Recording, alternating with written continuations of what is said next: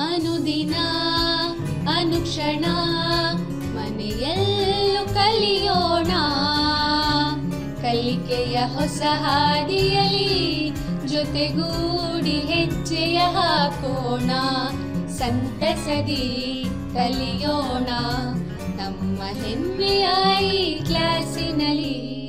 Yes sir. Yes teacher. Present ma'am.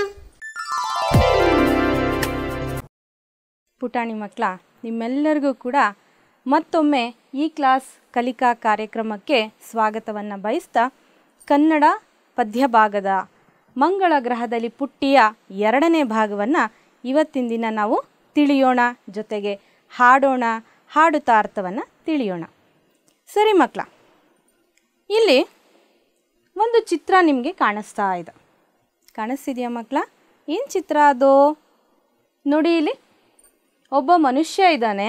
ಏನು ಮಾಡ್ತಿದ್ದಾನೆ ಆ ಮನುಷ್ಯ? ಮರವನ್ನು ಕಡಿತಿದ್ದಾನೆ. ಸರಿ ಉತ್ತರ ಮಕ್ಕಳ. ಆನಂತರ ಮನುಷ್ಯನನ್ನು ದಿಟ್ಟಿಸಿ ನೋಡ್ತಾ ಇರುವಂಥದ್ದು ಯಾವುದು? ಸಿಂಹಗಳು. ಕಾಡಿನ ರಾಜ ಸಿಂಹಗಳು ಕೋಪದಿಂದ ಅಲ್ಲಿ ಅವನನ್ನು ದಿಟ್ಟಿಸಿ ನೋಡುತ್ತಿರುವುದು. ಅದಾದ ನಂತರ ಮೇಲೆ ಒಂದು ಚಿತ್ರ ಕಾಣಿಸ್ತಿದೆ ನಿಮಗೆ. ಅರ್ಧ ಹಸಿರು ಅರ್ಧ ಬರಡಾದಂತಹ ಒಂದು ಮರದ ಚಿತ್ರ. ಈ 3 ಚಿತ್ರಗಳನ್ನೊಳಗೊಂಡಂತೆ ನೀವು ಒಂದರ ನಡುವೆ ಒಂದು ಹೇಗೆ ಸಂಭಾಷಣೆಯನ್ನು ಮಾಡುತ್ತೆ, ವ್ಯಕ್ತಿಯೊಂದಿಗೆ ಪ್ರಾಣಿ, ಪ್ರಾಣಿಯೊಂದಿಗೆ ಮರ, ಈ ಪ್ರಕೃತಿಯಲ್ಲಿ ಇರುವಂತಹದ್ದು ಹೇಗೆ ಒಂದಕ್ಕೆ ಒಂದು ಯಾವ ರೀತಿಯಾದಂತಹ ಸಂಭಾಷಣೆಯನ್ನು ಮಾಡುತ್ತೆ, ಚರ್ಚೆಯನ್ನು ಮಾಡುತ್ತೆ ಅನ್ನೋದನ್ನು ನಾವು ಇವತ್ತಿನ ದಿನ ನೋಡುವಂಥದ್ದು. ಈ ಚಿತ್ರ ಏನೇನು ಹೇಳಬಹುದು, ಏನೆಲ್ಲ ಮಾತನಾಡಬಹುದು ಮಕ್ಕಳ? ನೀವು ನಿಮ್ಮ ನೋಟ್ ಪುಸ್ತಕದಲ್ಲಿ ಇದನ್ನು ಬರೀರಿ. ಬರೆಯೋದಕ್ಕೆ ನಿಮಗೆ ಕಾಲಾವಕಾಶ ಕೂಡ ಇದೆ. ನೋಡಿ ಮಕ್ಕಳ, ಮರ, ಮರದೊಂದಿಗೆ ಸಿಂಹ, ಸಿಂಹದೊಂದಿಗೆ ಮನುಷ್ಯ, ಈ 3ರ ನಡುವಿನ ಸಂಭಾಷಣೆ ಹೇಗಿರುತ್ತೆ ಅನ್ನುವಂಥದ್ದನ್ನು ನೀವು ಕಲ್ಪನೆ ಮಾಡಿಕೊಂಡು ಬರೆಯುವಂಥದ್ದು.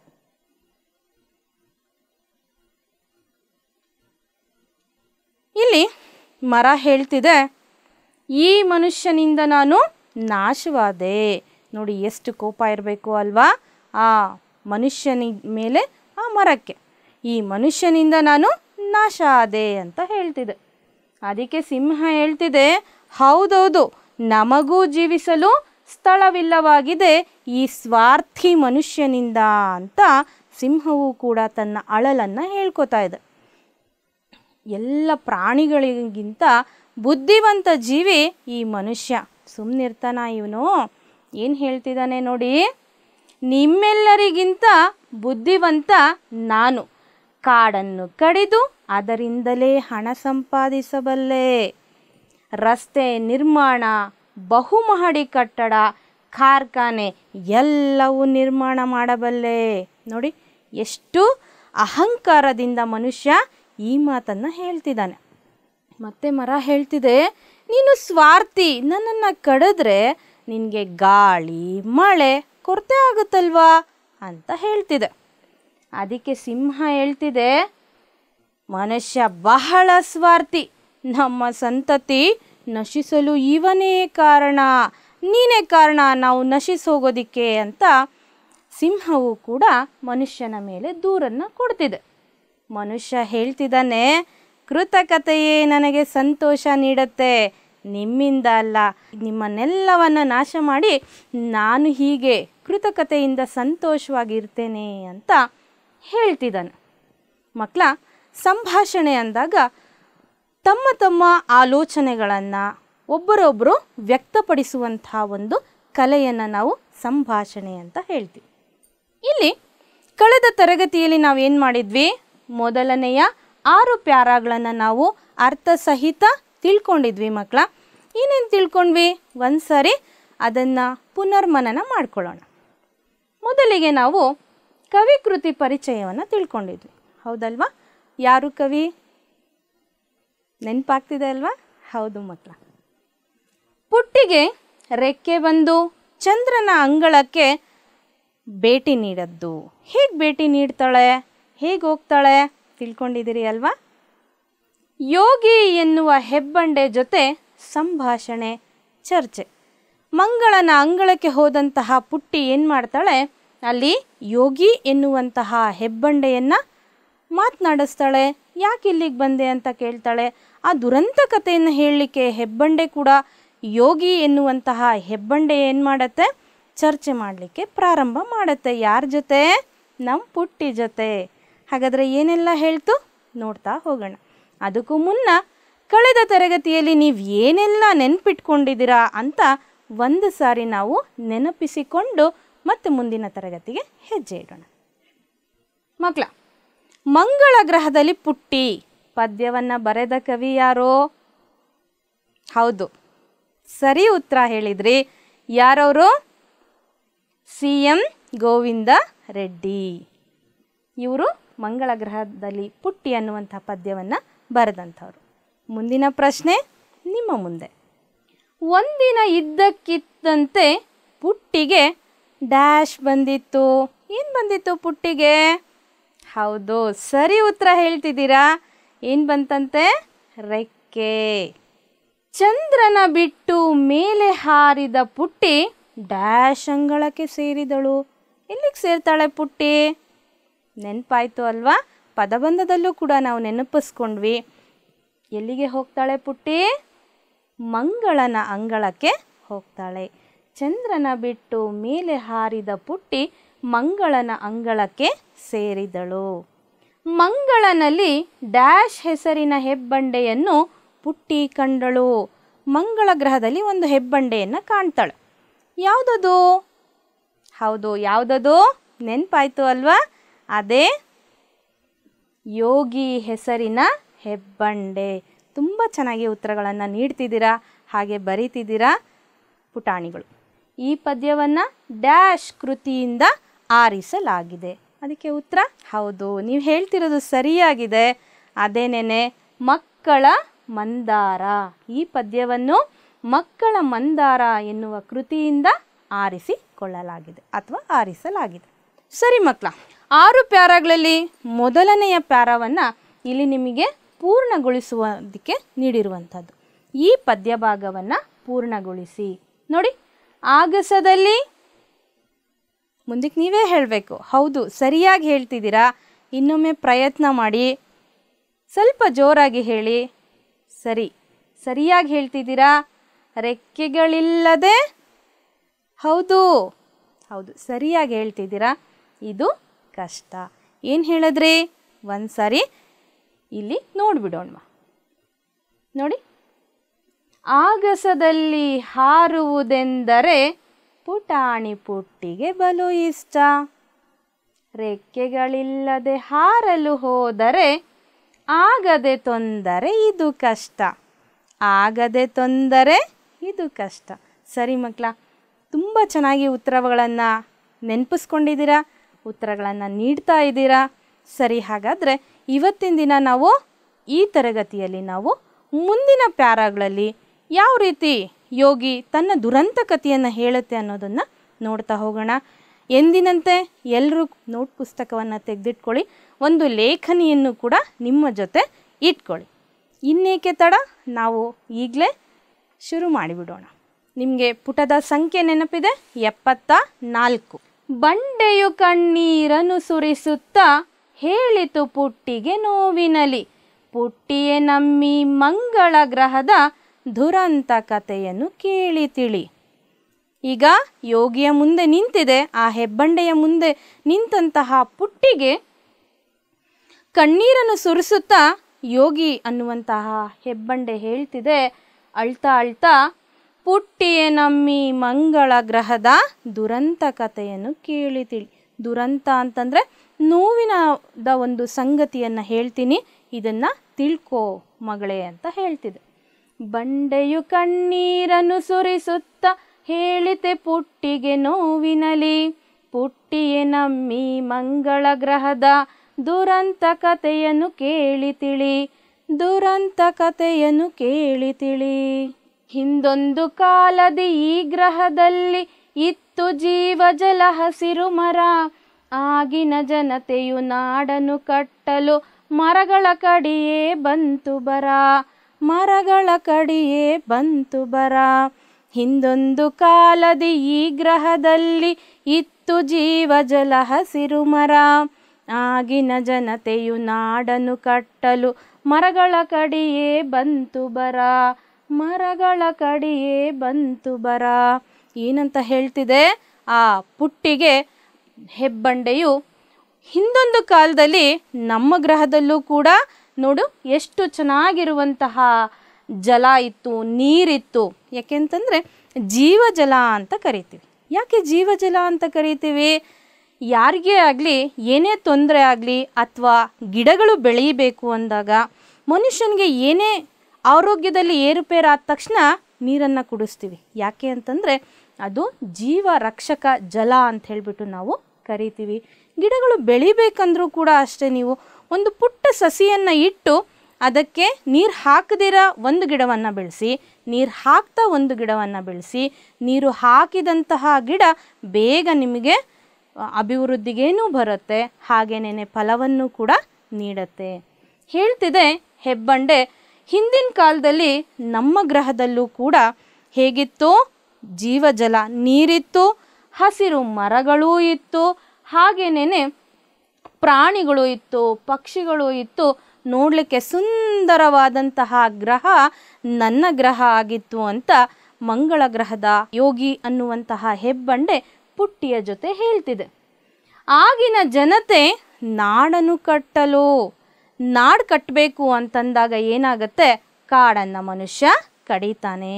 ಈ ಒಂದು ವಿಚಾರವನ್ನು ಯೋಗಿಯ ಜೊತೆ ಪುಟ್ಟಿ ಕೇಳ್ತಾ ಹೌದಾ ಹೌದಾ ಅಂತ ಇಲ್ಲಿ ಕೇಳಿಸ್ಕೊಳ್ತಾ ಇದ್ದಾಳೆ ವಿಚಾರವನ್ನು. ಮರಗಳನ್ನು ಕಡಿದ ನಂತರ ನಮ್ಮ ಗ್ರಹವು ಏನಾಯಿತು? ಈ ರೀತಿ ಬಣಬಣಗುಟ್ಟುವ ಹಾಗಾಯಿತು ಅಂತ ನೋವಿನಲ್ಲಿ ಹೇಳ್ತಿದೆ. ಮಳೆ ಬೆಳೆ ಕಾಣದೆ ಜೀವಿಯು ಅಳಿದು ಬಂದಿತು ನಮಗೆ ಇಂಥ ಸ್ಥಿತಿ. ನಿಮ್ಮ ಭೂಮಿಯಲ್ಲಿ ಗಿಡ ಮರ ಅಳಿದರೆ ಮುಂದೆ ಒಂದು ದಿನ ಇದೇ ಗತಿ, ಮುಂದೆ ಒಂದು ದಿನ ಇದೇ ಗತಿ. ಮಳೆ ಬೆಳೆ ಕಾಣದೆ ಜೀವಿಯು ಅಳಿದು ಬಂದಿತು ನಮಗೆ ಇಂಥ ಸ್ಥಿತಿ. ನಿಮ್ಮ ಭೂಮಿಯಲ್ಲಿ ಗಿಡ ಮರ ಅಳಿದರೆ ಮುಂದೆ ಒಂದು ದಿನ ಇದೇ ಗತಿ. ನೋಡಿ ಹೇಗಿದೆ, ಎಷ್ಟು ನೋವಿನಿಂದ ಹೇಳ್ತಿದೆ. ಮಳೆ ಇಲ್ಲ, ಬೆಳೆ ಇಲ್ಲ, ಭೂಮಿಗೆ ಹೇಗೆ ಕಳೆ ಇರೋದಿಲ್ವೋ ಅದೇ ರೀತಿ ಮಂಗಳ ಗ್ರಹದಲ್ಲೂ ಕೂಡ ಮಳೆನೂ ಇಲ್ಲ, ಬೆಳೆನೂ ಇಲ್ಲ. ಅಲ್ಲಿ ಒಂದೊಂದಾಗಿ ಜೀವಿಗಳು ಏನಾಯಿತು? ನಾಶವಾಗ್ತಾ ಹೋಯಿತು. ನೀರಿಲ್ಲ ಅಂದಮೇಲೆ ಅಲ್ಲಿ ಯಾವ ಜೀವಿಯೂ ಕೂಡ ಬದುಕೋದಕ್ಕೆ ಸಾಧ್ಯ ಇಲ್ಲ. ಹಾಗಾಗಿ ನೀನು ಎಚ್ಚೆತ್ಕೋಪುಟ್ಟಿ ಏನಂತ?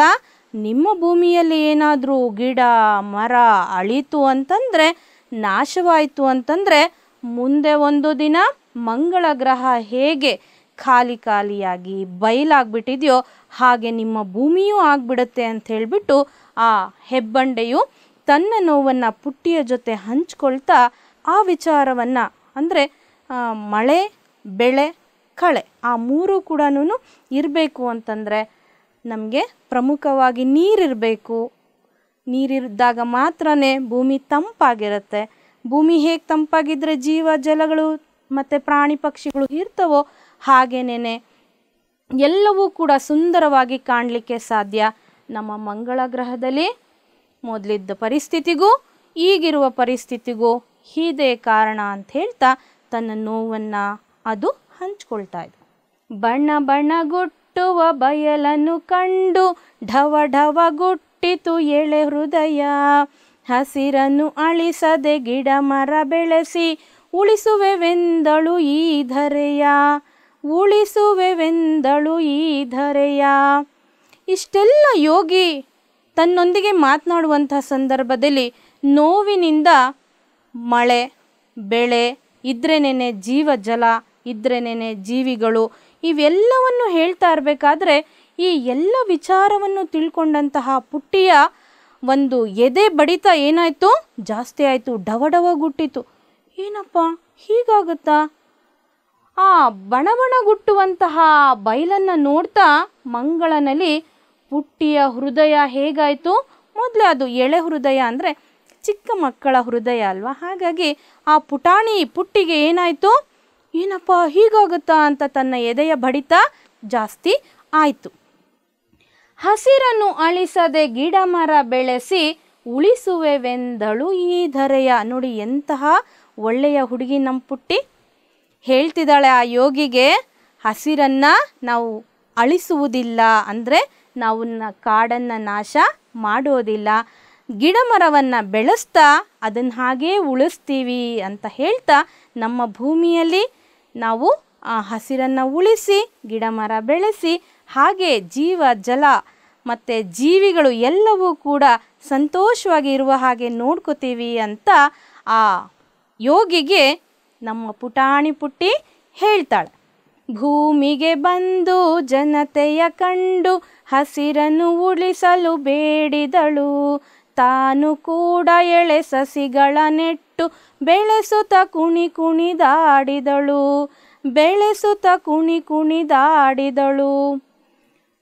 ಈಗ ಪುಟ್ಟಿ ಕನಸಿನಲ್ಲಿ ಎಲ್ಲಿಂದ ಎಲ್ಲಿಗೆ ಬಂದ್ಬಿಟ್ಟಿದ್ದಾಳೆ?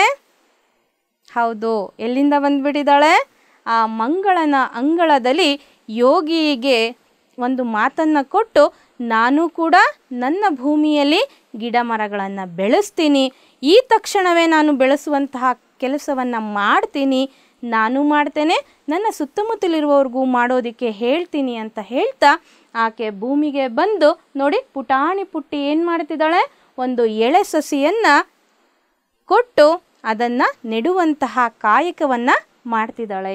ಭೂಮಿಗೆ ಬಂದು ಜನರಿಗೆ ಹೇಳ್ತಿದ್ದಾಳೆ, ನೀವು ಹಸಿರನ್ನು ಉಳಿಸಿ ಗಿಡ ಮರವನ್ನು ಬೆಳೆಸಿ ಅಂತ ಹೇಳ್ತಿದ್ದಾಳೆ. ಹೇಳಿದ್ರೆ ಸಾಲದು, ನಾವು ಕೂಡ ಆ ಕೆಲಸವನ್ನು ಮಾಡಬೇಕಾಗತ್ತೆ. ನಾವು ಮಾಡಬೇಕು ಅಂತಂಥ ಸಂದರ್ಭದಲ್ಲಿ ಪುಟ್ಟಿ ತನ್ನ ಪುಟಾಣಿ ಕೈಗಳಲ್ಲಿ ಏನು ಮಾಡ್ತಿದ್ದಾಳೆ, ಒಂದು ಎಳೆ ಸಸಿಯನ್ನು ತೆಗೆದುಕೊಂಡು ಅದನ್ನು ತನ್ನ ಮನೆಯಂಗಳದಲ್ಲಿ ನೆಟ್ಟು ಅದು ಬೆಳೆಯುವಂತಹದನ್ನು ನೋಡಿ ಖುಷಿಯನ್ನು ಪಡ್ತಿದ್ದಾಳೆ. ಹಾಗೆ ಇತರರಿಗೂ ಕೂಡ ಗಿಡಗಳನ್ನು ಬೆಳೆಸಲು ಹೇಳ್ತಿದ್ದಾಳೆ. ಇಲ್ಲಿ ಇಷ್ಟೆಲ್ಲ ತಿಳ್ಕೊಂಡಾದ್ಮೇಲೆ ಮಕ್ಕಳ ನಾವೇನು ಮಾಡಬೇಕು? ಗಿಡವನ್ನು ಬೆಳೆಸಬೇಕು, ಪರಿಸರವನ್ನು ಉಳಿಸಬೇಕು. ಹಾಗಾದರೆ ಈ ಒಂದು ವಾಕ್ಯವನ್ನು ಹಾಗೇ ನಿಮ್ಮ ಪುಸ್ತಕದಲ್ಲಿ ಬರೆದುಕೊಳ್ಳಿ. ಗಿಡ ಬೆಳೆಸಿ ಪರಿಸರ ಉಳಿಸಿ. ಪರಿಸರ ದಿನಾಚರಣೆಯನ್ನು ನಾವು ನಮ್ಮ ಶಾಲೆಗಳಲ್ಲಿ ಆಚರಿಸ್ತೀವಿ. ಬರೀ ವರ್ಷಕ್ಕೊಂದು ಪರಿಸರ ದಿನಾಚರಣೆ ಸಾಲದು, ನಮ್ಮ ಸುತ್ತಮುತ್ತಲೂ ಮನೆಯ ಮುಂದೆ ಅಂಗಳದಲ್ಲಿ ನಾವು ಗಿಡಗಳನ್ನು ಬೆಳೆಸಬೇಕು. ಆ ಗಿಡಗಳನ್ನು ಬೆಳೆಸುವ ಮುಖಾಂತರ ನಾವು ಪ್ರಕೃತಿ ಮಾತೆಯನ್ನು ಸಂತೋಷ ಪಡಿಸ್ಬೇಕು. ನೋಡಿ ಇದೊಂದು ವಾಕ್ಯ ನೋಡಿ ಎಷ್ಟು ಚೆನ್ನಾಗಿದೆ. ಮಳೆಯಿಂದ ಇಳೆಗೆ ಬಂತು ಕಳೆ. ಹೌದಲ್ವಾ? ಮಳೆ ಬಿತ್ತು ಅಂದಾಗ ಮಾತ್ರ ನಮ್ಮ ಭೂಮಿ ತಂಪಾಗಿರುತ್ತೆ, ಹಚ್ಚ ಹಸಿರಿಗೆ ಕಾಣುತ್ತೆ. ಮಳೆ ಬೀಳುವ ಸಂದರ್ಭ, ಅದಕ್ಕೆ ಮಲೆನಾಡು ಅವೆಲ್ಲವೂ ಕೂಡ ನಮ್ಮ ಕಣ್ಣಿಗೆ ತಂಪನ್ನು ನೀಡುತ್ತೆ. ಅಷ್ಟೇ ಅಲ್ದಿರ ಹಸಿರು ಅಂದ ತಕ್ಷಣ ನಮ್ಮ ಮನಸ್ಸು ಏನಾಗುತ್ತೆ, ಉಲ್ಲಾಸವನ್ನು ಪಡತ್ತೆ, ಖುಷಿಯನ್ನು ಪಡತ್ತೆ. ಸರಿ, ಹಾಗಾದರೆ ಇಷ್ಟೊತ್ತು ಕೂಡ ನೀವು ಪದ್ಯವನ್ನು ಕೇಳಿದ್ರಿ, ಏನೇನು ವಿಚಾರಗಳನ್ನು ತಿಳ್ಕೊಂಡ್ರಿ.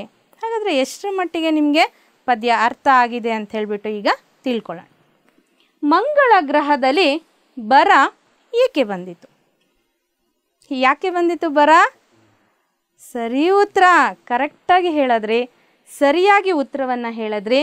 ಮಂಗಳ ಗ್ರಹದಲ್ಲಿ ಬರ ಏಕೆ ಬಂದಿತು ಅಂದರೆ ಉತ್ತರ ನೋಡಿ ಮಕ್ಕಳೇ, ಮಂಗಳ ಗ್ರಹದಲ್ಲಿ ನಾಡನ್ನು ಕಟ್ಟಲು ಮರಗಳನ್ನು ಕಡಿದಿದ್ದಕ್ಕಾಗಿ ಬರ ಬಂದಿತು. ಸರಿಯಾದ ಉತ್ತರವನ್ನು ಹೇಳಿದ್ರಿ. ಮುಂದಿನ ಪ್ರಶ್ನೆ, ಪುಟ್ಟಿ ಜನರಲ್ಲಿ ಏನನ್ನು ಉಳಿಸಲು ಬೇಡಿದಳು? ಏನನ್ನು ಉಳಿಸ್ಬೇಕು ಅಂತ ಬೇಡದ್ಲೋ? ಹೌದು, ಸರಿಯಾಗಿ ಹೇಳ್ತಿದ್ದೀರಾ. ಅದನ್ನೇ ನಿಮ್ಮ ನೋಟ್ ಪುಸ್ತಕದಲ್ಲಿ ಬರೆದ್ಬಿಡಿ ಮಕ್ಕಳೇ. ಪುಟ್ಟಿ ಜನರಲ್ಲಿ ಹಸಿರನ್ನು ಉಳಿಸಲು ಬೇಡಿದಳು. ಏನನ್ನು ಉಳಿಸಲು ಬೇಡಿದಳು? ಹಸಿರನ್ನು ಉಳಿಸಲು ಬೇಡಿದಳು. ಮುಂದಿನ ಪ್ರಶ್ನೆ, ಪುಟ್ಟಿ ಏಕೆ ಕುಣಿದಾಡಿದಳು? ಯಾಕೆ ಕುಣಿದಾಡಿದ್ಲು? ತುಂಬ ಸಂತೋಷ ಜಾಸ್ತಿಯಾಗಿ. ಹೌದಾ? ಏನು ಉತ್ತರ ಬರೆದಿದ್ದೀರಾ? ಪುಟ್ಟಿ ಸಸಿಗಳನ್ನು ನೆಟ್ಟು ಬೆಳೆಸುತ್ತಾ ಕುಣಿ ಕುಣಿದಾಡಿದಳು. ಪುಟ್ಟಿ ಸಸಿಗಳನ್ನು ನೆಟ್ಟು ಅದು ಬೆಳೆಯುತ್ತಿರುವುದನ್ನು ನೋಡಿ ಆ ಪುಟ್ಟಿಯೂ ಕೂಡ ಸಂತಸವನ್ನು ಇನ್ನು ಈ ಪದ್ಯದಲ್ಲಿ ನಿಮಗೆ ಬರುವಂತಹ ವ್ಯಾಕರಣಾಂಶಗಳ ಬಗ್ಗೆ ಸ್ವಲ್ಪ ವಿಚಾರಗಳನ್ನು ತಿಳಿದುಕೊಳ್ಳೋಣ. ಮಕ್ಕಳೇ, ಇಲ್ಲಿ ವಾಕ್ಯಗಳು ಇದ್ದಾವೆ ನೋಡಿ ಸ್ವಲ್ಪ. ರಾಧೆಯು ಬೇಗ ಬೇಗ ಊಟ ಮಾಡುವಳು. ಅಧ್ಯಾಪಕರು ಮತ್ತೆ ಮತ್ತೆ ವಿವರಣೆ ನೀಡಿದರು. ಅಧ್ಯಾಪಕರು ಮತ್ತೆ ಮತ್ತೆ ವಿವರಣೆ ನೀಡಿದರು. ಮುಂದಿನ ವಾಕ್ಯ, ಬೆಟ್ಟಗಳಲ್ಲಿ ದೊಡ್ಡ ದೊಡ್ಡ ಕಲ್ಲುಗಳಿವೆ. ಬೆಟ್ಟಗಳಲ್ಲಿ ದೊಡ್ಡ ದೊಡ್ಡ ಕಲ್ಲುಗಳಿವೆ. ಇಲ್ಲಿ ಈ ವಾಕ್ಯದಲ್ಲಿ ಬೇಗ ಬೇಗ, ಮತ್ತೆ ಮತ್ತೆ, ದೊಡ್ಡ ದೊಡ್ಡ ಒಂದೇ ಪದ ಎರಡೆರಡು ಸಾರಿ ಬಂದಿರುವಂಥದ್ದು. ಏನು ಹಾಗಾದರೆ ಅದು? ಈ ತರಹದ ವ್ಯಾಕರಣ ಅಂಶವನ್ನು ನಾವು ಏನಂತ ಕರಿಬಹುದು? ಅದನ್ನು ದ್ವಿರುಕ್ತಿ ಅಂತ ಕರಿತೀವಿ. ಏನಂತ ಕರಿತೀವಿ? ದ್ವಿರುಕ್ತಿ. ದ್ವಿ ಎಂದರೆ ಎರಡು, ಉಕ್ತಿ ಎಂದರೆ ಮಾತು. ಒಂದೇ ಮಾತನ್ನು ಎರಡು ಸಾರಿ ಹೇಳುವಂಥದ್ದು, ಒಂದೇ ಪದವನ್ನು ಎರಡು ಸಾರಿ ಉಚ್ಚರಿಸುವಂಥದ್ದು, ಒಂದು ಶಬ್ದವನ್ನು ಎರಡು ಸಲ ಉಚ್ಚರಿಸುವುದು, ಇದನ್ನು ದ್ವಿತ್ವ ಎಂದು ಕರೆಯುವರು. ಉದಾಹರಣೆಗೆ ಬೇಗ ಬೇಗ, ದೊಡ್ಡ ದೊಡ್ಡ, ಮತ್ತೆ ಮತ್ತೆ, ನಗುತ್ತಾ ನಗುತ್ತಾ, ಓಡಿ ಓಡಿ ಇತ್ಯಾದಿ. ಈಗಾಗಲೇ ಉದಾಹರಣೆ ವಾಕ್ಯಗಳಲ್ಲಿ ನಾವು ನೋಡಿದ್ವಿ. ಬೇಗ ಬೇಗ, ಬೇಗ ಅಂದ್ರೇ ಬೇಗ ಬರುವಂಥದ್ದು. ಅಂಥದ್ದು ನಾವು ಬೇಗ ಬೇಗ ಅಂದರೆ ಇನ್ನಷ್ಟು ಬೇಗ ಬರುವುದಕ್ಕೆ ಹೇಳುವಂಥದ್ದು. ದೊಡ್ಡ ಅರ್ಥವೇ ಹೇಳುತ್ತೆ, ಆದರೆ ಅದನ್ನು ನಾವಿಲ್ಲಿ ವಾಕ್ಯದಲ್ಲಿ ಎರಡು ಸಾರಿ ಬಳಸುವಂಥದ್ದು. ಮತ್ತೆ ಮತ್ತೆ, ಮತ್ತೆ ಮತ್ತೆ ಅಂದರೆ ಎರಡು ಸಾರಿ ನಾವು ಬಳಸುವಂಥದ್ದನ್ನು ದ್ವಿತ್ವ ಎಂದು ಕರೆಯುತ್ತಾರೆ. ಮುಂದಿನ ವಾಕ್ಯಗಳನ್ನು ಗಮನಿಸಿ ಮಕ್ಕಳೇ. ಅಲೆಮಾರಿಗಳು ಊರು ಕೇರಿ ತಿರುಗಿ ಬಂದರು. ಹಾಗೆ ನೀವು ನಿಮ್ಮ ನೋಟ್ ಪುಸ್ತಕದಲ್ಲಿ ಇದನ್ನು ಬರೆದುಕೊಂಬಿಡಿ. ಅಲೆಮಾರಿಗಳು ಊರು ಕೇರಿ ತಿರುಗಿ ಬಂದರು. ಉಪವಾಸದ ರಾತ್ರಿ ಹಣ್ಣು ಹಂಪಲು ತಿನ್ನುತ್ತಾರೆ. ಉಪವಾಸದ ರಾತ್ರಿ ಹಣ್ಣು ಹಂಪಲು ತಿನ್ನುತ್ತಾರೆ. ಕೃಷ್ಣಾಷ್ಟಮಿಯ ದಿನ ಚಿಕ್ಕ ಮಕ್ಕಳು ವೇಷಭೂಷಣಗಳಿಂದ ಕಂಗೊಳಿಸುತ್ತಾರೆ. ಕೃಷ್ಣಾಷ್ಟಮಿಯ ದಿನ ಚಿಕ್ಕ ಮಕ್ಕಳು ವೇಷಭೂಷಣಗಳಿಂದ ಕಂಗೊಳಿಸುತ್ತಾರೆ. ಇಲ್ಲಿ ಈ ಪದಗಳನ್ನು ಸ್ವಲ್ಪ ಗಮನಿಸಿ ಮಕ್ಕಳ.